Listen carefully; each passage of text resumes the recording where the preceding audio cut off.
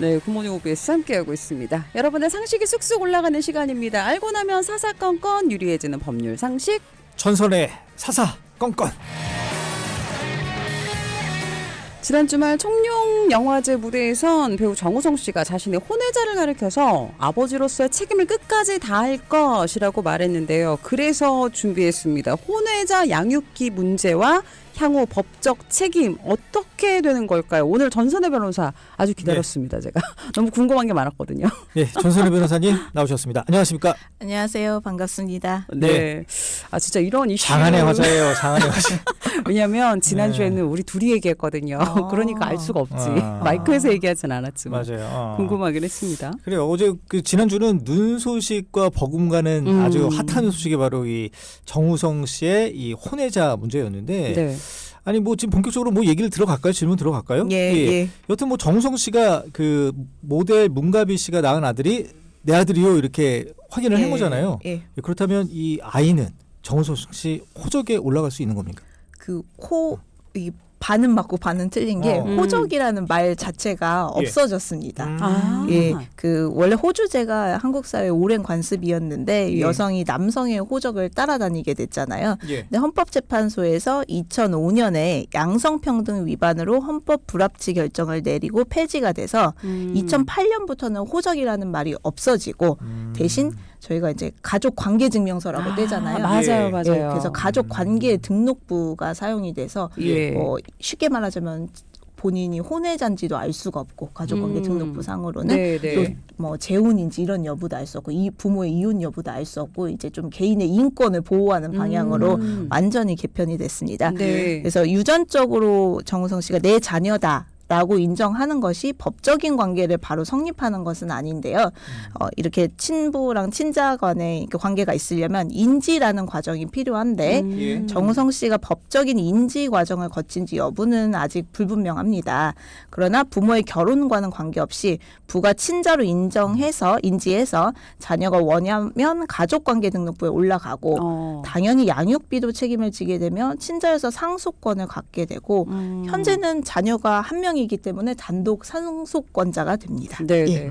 아니 근데 조금 전에 그 가족관계 등록부 얘기하셔서 지금 최근에 또 나오는 말이 혼외자라는 말을 쓰지 마라. 그냥 아들이다. 이렇게 얘기하는 것도 있는데 이것도 그럼 맞는 얘기일 수도 맞는 있겠네요. 얘기입니다. 예. 예. 근데 혼중자는 뭐예요? 혼중자? 그러니까 혼중자는 부모가 혼인 중에 낳은 그럼 그냥 자녀. 혼중자라고 해요. 그러니까 우리들이 예. 일반적으로 얘기하는 아들 자식 그 딸 이게 그냥 혼중자예요. 맞습니다. 그게 이제 법적인 용어예요. 예, 통상적인 경우에서 그렇게 생각을 하고 그래서 예. 혼외자의 반대말은 혼중자. 그거 쓰지 말라. 이게 편견을 가질 수 맞습니다. 있으니까. 그렇죠. 그리고 그런 게 가족관계 등록부에 나오지 않는다. 예, 맞습니다. 라는 예. 말이고요. 근데 변호사님 아까 지금 정우성 씨가 법적인 인지 과정을 거쳤는지 여부는 불분명하다라고 했는데 그러니까 친자 확인을 안 했다 그 말씀이신 거예요?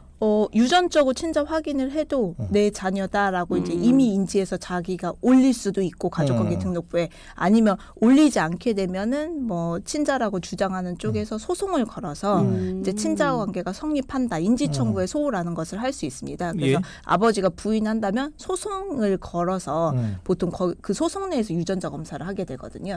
그렇게 해서 판결을 받으면 가족관계 등록부에 이제 기재가 되게 됩니다. 네, 예. 네. 예. 아니 근데 자녀가 한 명이므로 단독 상속자가 된다라고 하셨는데 일단은 이 상속자는 아이면은 무조건 상속자가 되는 거예요? 이게 예. 순서 같은 게 있는 거예요? 예, 있습니다. 우리 민법에 규정이 있는데요. 1순위가 우선 직계 비속과 배우자. 그러니까 아래쪽으로 뭐 자녀든 손자든 아래쪽으로 있으면은 그쪽으로 가게 되고 예.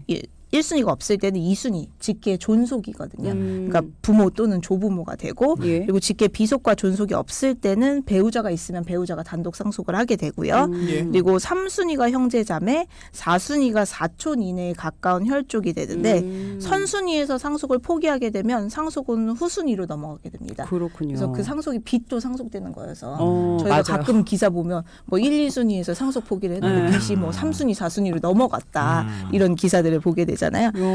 현재는 그런 상태인데 앞으로 만약에 뭐 자녀가 더 출생을 하게 된다면 직계 비속인 자녀들끼리는 동순위 상속인이 돼서 n분의 1씩 서로 나누는 경우가 발생하게 될 수는 있습니다. 그렇군요. 이거 워낙 또 재산이 많으신 분이다 보니까 벌써부터 이런 얘기가 나오는 것 같긴 합니다. 아니 근데 정우성 씨가 그 뭐 영화제에서도 책임지겠다라고 이야기한 만큼 상속까지는 뭐 아직 잘 모르겠지만 이제 양육비 정도는 책임을 지겠다라는 거잖아요. 그러면 과연 이제 막 갓 태어난 아이긴 하지만 어느 정도 받을 수 있는 거예요? 이 쟁점은 굉장히 웃긴 게 제가 이렇게 몇 번 대화를 해보니까 기사가 하도 많이 내서 그쵸. 다들 220만 7천 원까지 알고 계시더라고요. 그래서 이걸 좀 설명을 해드리면 우선은 이제 양 당사자끼리 부와 모 간에 합의가 된다면 합의에 따른 금액을 지급하는 것이 우선이고요. 만일 다툼이 있다면 법원에서는 표가 있습니다. 표준 양육비 산정 기준표라고 하는데요. 부모의 월 합산 소득과 자녀의 만 나이를 구간별로 해서 이제 월 부부의 소득이 뭐 0에서 100만 원이냐, 100에서 200만 원이냐, 그리고 자녀가 0에서 2세냐, 3에서 5세냐에 따라서 표 구간이 있습니다. 그래서 기준되는 양육비의 X가 구간별로 이제 권고되는 기준이 있는데 그 수입의 맥시멈 최대치가 1,200만 원 이상입니다. 그래서 자녀 만 나이 0에서 2세를 적용하면 220만 7천 원 정도가 권고가 되고 있어서 현재 법적 기준으로는 해봤자 뭐 월 한 200에서 300만 원 사이 정도로 예상을 하고 있습니다. 과세하는 것 같아요. 그러니까 정우성 씨 입장에서는 뭐. 아니 근데 그게 언제까지예요? 양육비 지급 기간이? 성년이 되기 전날까지여서 그 자녀가 성년이 되는 만 19세까지가 법적인 양육비의 지급 책임이 있습니다. 아니 근데 뭐 방금 우리 최지만 기자도 얘기했지만 요 정도 비용이 물론 적은 돈은 아닙니다만 이게 매달 지급해야 되니까. 근데 뭐 현재 우리가 알고 있는 정우성 씨 입장에서는 뭐 그렇게 크게 부담되진 않을 것 같습니다. 뭐 속사정이 있지 않을까요? 그래도? 양육비라는 것이 재산도 이제 감안은 하지만 제일 주된 기준이 소득이 되기 때문에 현재 그 소득 기준이 이제 맥시멈의 구간이라고 하더라도 표가 아까 제가 말씀드린 부분이 최대치여서 그런 한계가 있는데 이거를 뛰어넘어서 뭐 이제 더 지급하겠다는 합의가 있는 경우는 제외하고 또 올라가는 경우가 특수한 교육을 받거나 어떤 이제 치료를 해야 되는 경우에는 이 권고 기준을 넘어서 또 올라가기도 하고 또 뭐 자녀가 2인보다는 1인이냐 그리고 도시에서 거주하냐에 따라서 약간의 가중되는 그런 구체적인 계산법은 또 있습니다. 저 여기서 하나 궁금한 게 만약에 이 300만 원 이상으로 이번에 뭐 합의를 해서 더 많은 금액을 합의를 했다. 근데 이제 상황이 달라질 수도 있잖아요. 지급하는 사람이. 그럼 나중에 조정이 돼요?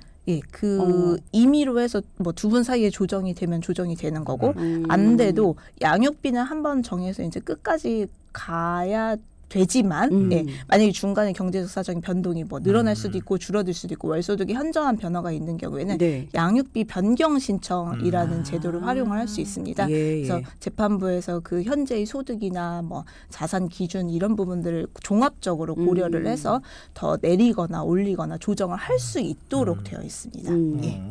그리고 아까 그 변호사님께서 그 호적 대신에 가족관계 등록부라고 말씀하셨는데 만약에 여기 가족관계 등록부에 이 정우성 씨의 아들을 올리지 않으면 재산 상속을 못 받는 거예요? 그게 관건이 되는 거예요? 가족관계 등록부가 아까 제가 말씀드린 법적인 인지라는 절차를 거쳐야 돼서 이 인지가 없으면 친자여도 서류상으로 확인할 수 있는 부분이 없어서 상속을 못 받게 됩니다. 그렇군요. 그럼 일단은 어쨌든 정우성 씨가 아이에게 책임져야 하는 돈은 지금 조금 전에 얘기했던 양육비 이게 전부인 거죠? 금전적인 부분에서만 보면 양육비가 전부입니다. 그게 우리 너무 지금 삭막하게 돈 얘기만 하고 있는 것 같아요. 아니 근데 보통 이제 요 정우성 씨 케이스는 다르겠지만 보통 양육비를 넣을 때 이제 면접 교섭권인가요? 뭐 그런 거에서 만나긴 하잖아요, 그죠? 맞습니다. 이혼하게 되는 경우도 마찬가지인데요.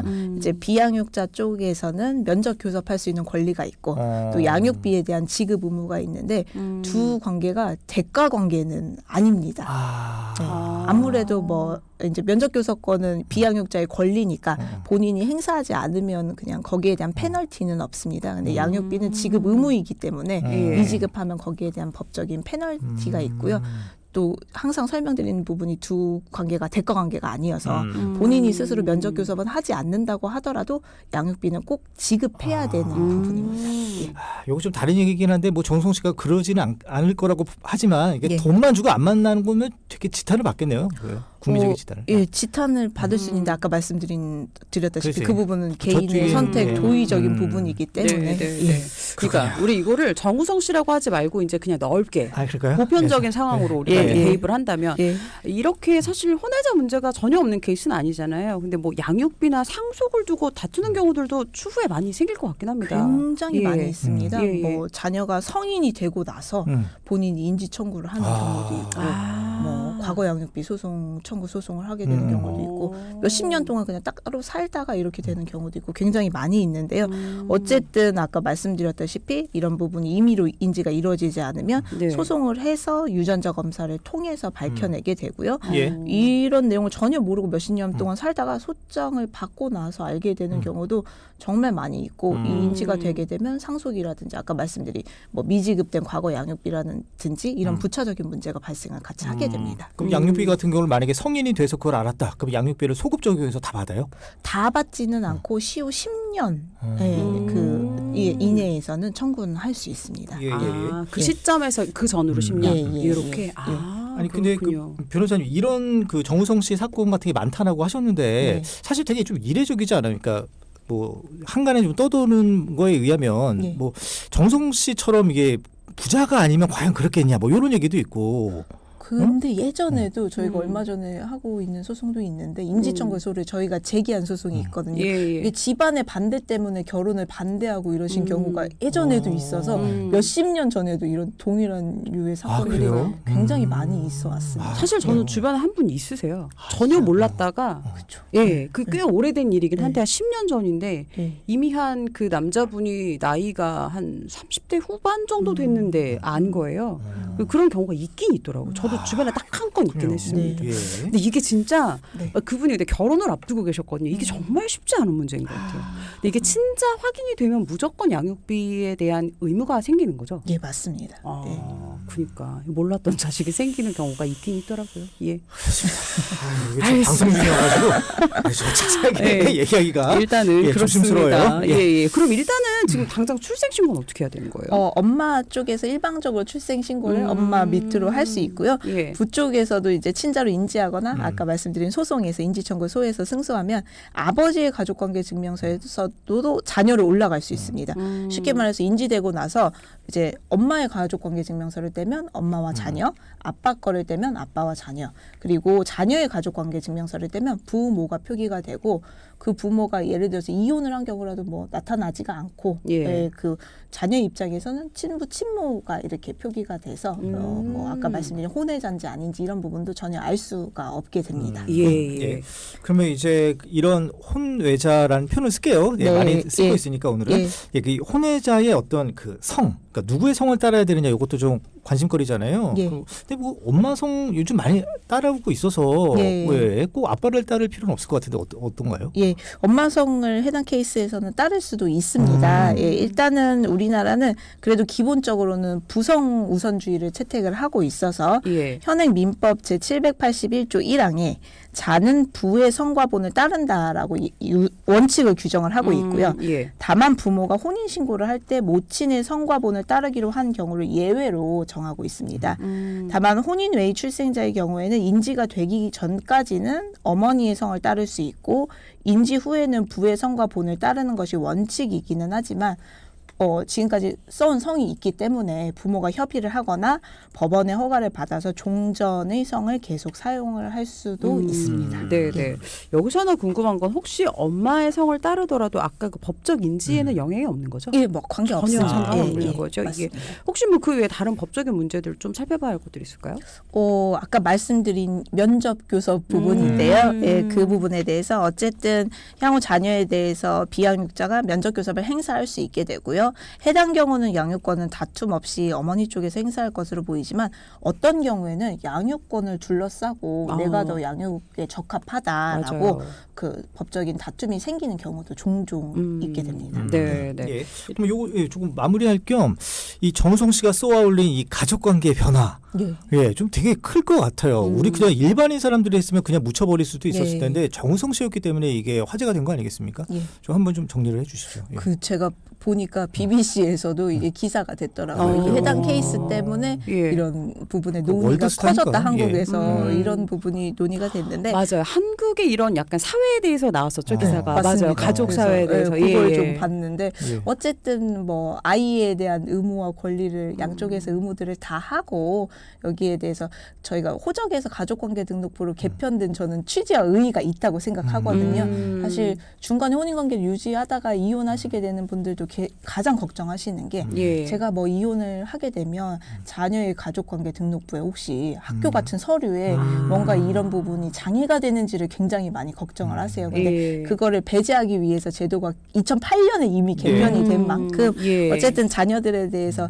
각자의 그 의무에 대해서 또 아이가 올바르게 성장할 수 있도록 이제 뭐 도움이 됐으면 좋겠고 또 예. 이런 부분에 대한 논의가 더 좀 이루어져서 좋은 방향으로 그러니까요. 이루어질 수 있으면 좋을 것 같습니다. 그러니까 예. 지금 또 생각해 보면 그 태어난 아이는 전혀 이런 거 인지도 못한 채 지금 논란이 되고 그게 있는 좀 거잖아요. 안타깝긴 해요. 예, 예. 그러니까요. 우리가 지금 계속 가족하면은 엄마, 아빠, 밑에 아들, 딸 뭐 이런 식인데 여튼 다변화된 사회에서는 가족의 모습도 변할 수밖에 없지 않습니까? 그렇죠. 맞습니다. 그런 면에서 참 예. 이번이 좀 의미 있는 네. 사건이었으면 좋겠습니다. 그렇죠. 예. 그만큼 예. 또 법도 따라가 줬으면 좋겠어요. 네. 알겠습니다. 다음 주제 하나 더 볼까요? 예, 지난 이거 좀 정치권 얘기긴 한데 법적인 얘기가 나와서 오늘 이참에 좀 우리 청취자분들께 좀 이해 좀 드릴 겸 한번 네. 저희가 삼아봤습니다. 예, 일단은 법적인 상황만 저희 살펴보겠습니다. 맞아요. 정치적인 거 저희 예. 얘기 안 해요. 미리 전제를 드립니다. 네. 네, 지난번에 그 지난 주였죠. 이재명 더불어민주당 대표와 관련해서 위중교사 혐의로 무죄가 선고가 됐고요. 그다음에 그 당시 선고가 됐을 때 위중교사를 한 이재명 대표는 무죄였는데 위중교사를 했던 사람은 그 유죄가 나온 이런 좀 언밸런스한 상황 이해를 좀 많이 못하시는 경우가 있어요. 좀 구체적인 사실관계 좀 일단은 좀 알려주세요. 예, 그 위증 교사가 무죄인데 음. 위증은 있고 그죠. 또 교사에게는 있다라고 해서 굉장히 논란이 뭐 변호사들 사이에서도 많이 변호사들 되고, 사이에서도 예, 그래요? 예, 뭐 맞다 틀리다 얘기도 있고 예, 예. 법조계 사이에서도 굉장히 많이 서로 의견이 오가고 있는 그런 그렇구나. 부분입니다. 지난번에 예. 참고로 지난번에 저희 정치 코너에 나오셨던 변호사 출신 정치인분은 아 이건 그런 뭐 그러지 않은 경우도 많다 뭐 이런 네. 식으로 얘기를 하더라고요. 예. 근데 논란이 있는 거군요. 이게. 예, 논란이 있습니다. 그러니까 예를 들어서 저는 위증 교사가 있었는데 위증이 없는 경우는 있을 수도 있을 것 같아요. 시켰는데 안 하는 경우. 예, 근데 본인의 위증도 의지로? 있고 또 교사도 있는데 위증 교사는 없다. 음. 이게 뭐 법적으로는 가능한 얘기인데 저희가 또 흔히 또 생각을 했을 때는 또 예. 해당 케이스에서는 그 이제 벌금을 받은 김지성 씨는 예. 또 이 부분에 대해서 자백을 했기 때문에 예, 좀 예. 이례적으로 논의가 많이 있는 부분인 것 같습니다. 예, 예. 예, 내용을 좀 보면은 그 자신 검사 사칭 사건과 관련해서 공직선거법 위반 혐의 재판이 진행 중이던 이재명 대표가 18년 12월 김병량 전 성남시장의 비서였던 김진성 씨에게 수차례 전화를 걸어 거짓 증언을 요구한 혐의로 재판에 넘겨졌었는데요. 예. 김 씨는 이 대표의 요구에 따라 거짓 증언을 했다고 자백을 하면서 여러 가지 녹취록을 증거로 낸 바 있습니다. 네. 예. 그렇죠. 재판부에서는 김 씨 증언 일부가 위증에 해당한다라고 봤지만 이 대표가 위증을 교사한 건 아니다. 시키진 않았다. 이렇게 판단했는데 이 근거가 뭐였어요? 일단은 이제 위증이나 위증 교사를 판단할 때 이 전체적인 취지를 봐서 통으로 위증이다 이렇게 판단을 하는 건 아니고 이분이 증언을 한 그 해당 그 증인 신문 당시에 질의와 신문 내용 답변을 하나하나씩 대조해서 어떤 질문에 어떤 답변을 한 것이 위증이다. 어떤 질문에 어떤 답변을 한 것이 위증이다. 예. 이렇게 공소장을 구체적으로 적시를 하게 됩니다. 예. 그래서 그 내용을 좀 더 면밀히 봐야 되지만 이제 재판부에서 크게 판단을 한 그런 부분을 이유를 보면은 그 통화 당시에 김 씨가 증언을 할 것인지 여부 그리고 구체적으로 어떤 내용의 증언을 할 것인지 여부도 정해지지 않았던 상태였다. 그래서 이 대표에게는 위증에 대한 고의가 없었다고 판단을 했는데요. 어쨌든 그 이 대표가 김 씨가 위증을 할 것이라는 점을 알았거나 예. 미필적으로나마 예견할 수 있었다, 보기 어렵다고 판단을 했습니다. 그래서 지금 현재로서는 검사가 제출한 증거만으로는 김 씨로 하여금 각 위증을 하도록 결의하게 하려는 고의, 즉 위증 교사의 고의가 있었다라고 보기가 부족하다라고 판단을 해서 결과적으로 위증을 선고했습니다. 예. 그렇군요. 아니 그 이재명 대표 이번 무죄 판결과 관련해서 그 여당이 좀 반발하는 근거 중에 하나가 이 변론 요지서더라고요. 맞아요. 네, 그래서 이 변론 요지서를 제출하는 경우는 거의 없다. 제출하면 100% 위증교사 혐의 된다. 이렇게 얘기하는데 이거 맞는 거예요? 쉽게 이제 제가 이 경우를 배제하고 이제 빗대어서 얘기를 하자면 예. 저희가 뭐 변호사들도 업무를 하면서 이제 증인이 나왔을 때 어떤 원하는 바가 이제 미리 미팅할 때 있을 수도 있습니다. 근데 그런 부분은 이제 문제가 안 되려면 당연히 증인에게 사실대로 진술을 해달라고 말씀을 드리고 예. 이제 뭐 다만 저희가 다투는 취지는 어떤 부분입니다. 이렇게 설명을 하는 경우는 있어도 저희가 원하는 바를 어떤 서류로 보여준다거나 하면은 사실 그 전체적인 취지를 봤을 때 이대로 증언하라라는 예. 내용이 될 수 있기 때문에 예. 이렇게 서류가 오고 가는 거는 굉장히 좀 위험해요. 이례적이다라고 볼 수가 있습니다. 이례적이다. 예. 아, 그리고 이제 그러니까 위증 교사 혐의를 받는 사람이 네. 그야말로 좀 이렇게 위력자예요. 네. 권력이 있는 사람이에요. 네. 그것도 좀 관건이 될 수 있어요. 예, 그 뭐 본인은 이런 서류를 주면서 이대로 증언하라라고 했지만 서류까지 보고 그분의 뭐 우리가 보면 항상 위력이나 위계에 의해서 뭐 어떤 압박을 받았다라고 그렇죠. 주장을 하는 케이스가 많이 있잖아요. 예, 예. 사실상 이제 그걸 제공받은 분은 그렇게 하라라는 취지로 생각을 할 가능성이 더 커집니다. 그렇군요. 예. 이게 심적인 압박을 많이 받는다. 예, 예, 맞습니다. 그 변호사님이 판사셨으면 이거 완전 뒤집어졌을 것 같은데. 아이고, 일단 물론 저도 예. 이제 이 기록에서 이분의 질의와 응답에서 어떤 각각의 위증들이 있었고 예. 거기에 대한 교사 행위가 있었는지를 봐야지 저희가 그 변호사들이 그래서 이제 사건 기록을 전체를 보지 않으면 다른 예. 사건에서 웬만해서는 언급을 잘 안 하려고 하거든요. 그렇군요. 그렇긴 한데 어쨌든 간에 이 전체의 변론 요지서를 제공한 것 자체가 좀 이례적이다라고 보는데 예. 재판부에서는 이 부분에 대해서 어떻게 표현을 했냐면 검사 사측은 사건 당시 이 대표가 처한 상황 및 그 상황에 대한 이 대표 자신의 의문의 입장에 대해서 설명을 하고 변론 요지서를 제공해 확인하게 하는 것이 상식에 반한다거나 공직선거법 위반 사건의 피고인으로 행사할 수 있는 방어권의 정도를 벗어났다고 보기 어렵다라고 해당 재판부에서는 이렇게 판단을 했습니다. 네, 네. 그 변호사님이 아까 요거 변론 요지서를 제출하는 게 이례적이라고 하셨는데 그 예. 부적절했다라는 게 더 정확한 표현인가요? 이 부분은 약간 판단의 그거일 수도 있는데 네. 어떤 분은 이제 자기가 원하는 증언을 이렇게 실제 다른 위증 교사 사건들에서 이렇게 해달라라고 구체적으로 말로 지시하는 케이스도 있고 네. 서류를 주면은 그걸 이제 증언을 해야 되는 입장에서는 이거에 맞춰서 해야 되나 보다라고 생각을 할 경우가 굉장히 많기 때문에 구체적으로 이렇게 서류까지 오고 가는 경우는 좀 네. 흔치가 흔치 않습니다. 않다. 정상적이진 않다. 예, 맞습니다. 일반적이지 않다. 예. 예, 정상인지 아닌지 아, 모르겠지만 일단은 정확하게 우리 변호사님의 뜻을 저희가 네, 얘기해야 되기 알겠습니다. 때문에. 근데 어쨌든 지금 상황이 검찰에서 항소를 했습니다. 예. 여기에 대해서 좀 어떻게 보세요?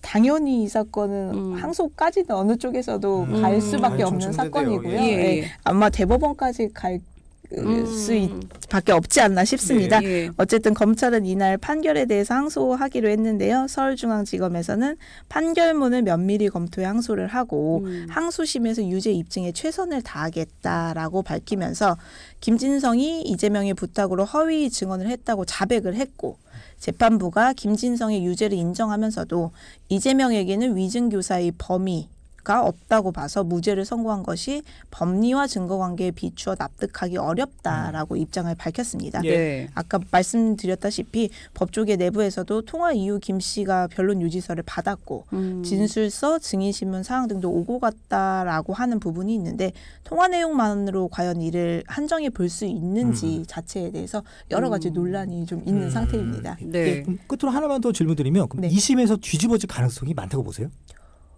이게 좀 개인적인 부분일 수도 있는데 예. 이 부분이 아무래도 큰 논란이 돼서 뒤집어질 가능성도 있다고 봅니다. 예. 그렇군요. 예, 예. 알겠습니다. 알겠습니다. 저는 어쨌든 이 변호사분들 사이에서도 이게 논란이 됐다는 것도 맞습니다. 조금 그날 막 판결문도 막 네. 이렇게 서로 막 얘기를 아, 하고 그래요? 굉장히 네. 논의가 많이 있는 거의 상황입니다. 반반입니까? 어때요? 그러니까 반반인 것 같습니다. 그래요? 예. 말 조심하시는 거 아세요? 알겠습니다. 저도 하나만 여쭤보면 그 전에 사실 공직선거법이 네. 이제 징역형으로 나왔잖아요. 네. 이것도 좀 영향을 줬을까요? 영향을 줬을 수 있습니다. 예. 알겠습니다. 예, 그렇지만 알겠습니다. 저희 여기까지 인사 나누고요. 우리 전사료 변호사 12월에 뭐 특별한 계획들 있으세요? 저희가 12월이 또 재판부에서 동계유전기를 12월 말에 가시는 기간이기 때문에 변호사들도 그에 맞춰서 유일하게 쉴 수 있는 기간입니다. 굉장히 기다리고 있습니다. 푹 쉬십시오. 알겠습니다. 재충전하세요. 네. 오늘도 저희가 이슈가 되는 소식들 함께 법적으로 살펴봤습니다. 사사건건 전선의 변호사 함께했습니다. 고맙습니다. 감사합니다. 네, 고맙습니다.